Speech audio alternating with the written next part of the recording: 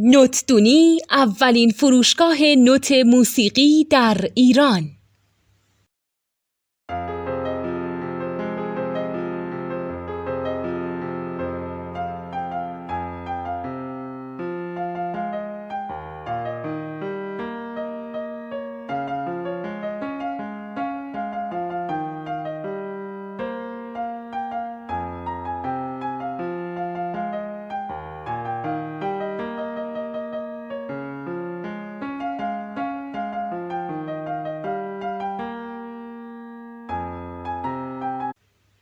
سلام دوست من، شما پیشنمایش این آموزش رو مشاهده کردید.